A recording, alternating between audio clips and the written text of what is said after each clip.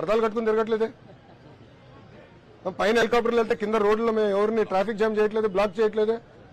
ఈ రోజు కూడా నేను వస్తుంటే ఒక 2-3 జంక్షన్లో ఆపితే నేను చెప్పా, మీరు ఆపొద్దు, ట్రాఫిక్ ఫ్రీగా పెట్టండి, ఎవరిని ఆపేదానికి లేదు, ఫ్రీగా తిరగాలి ప్రజలు.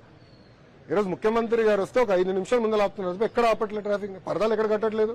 అరే ప్రధానమంత్రి గారే రోడ్ షో చేస్తున్నారు, గత ముఖ్యమంత్రి ఎప్పుడు రోడ్ షో చేశాడా? ఎప్పుడు పరదాలు కట్టుకుని తిరిగాడు?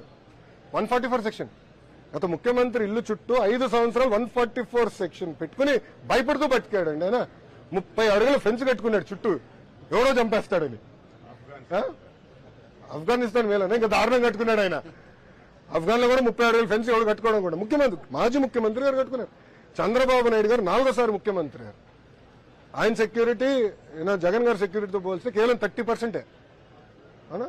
చంద్రబాబు నాయుడు గారికి one of the highest threat ఉంది, భారతదేశంలో హైయెస్ట్ థ్రెట్ ఉంది, 30% సెక్యూరిటీతో ఉన్నాడు ఆయన. ఇప్పుడు డ్రోన్స్ కూడా పెట్టారు, ఇంకా తగ్గించండి అని ముఖ్యమంత్రి గారు చెప్తున్నారు. వాళ్ళు ఎట్లా మాట్లాడతారండి మా గురించి చెప్పండి.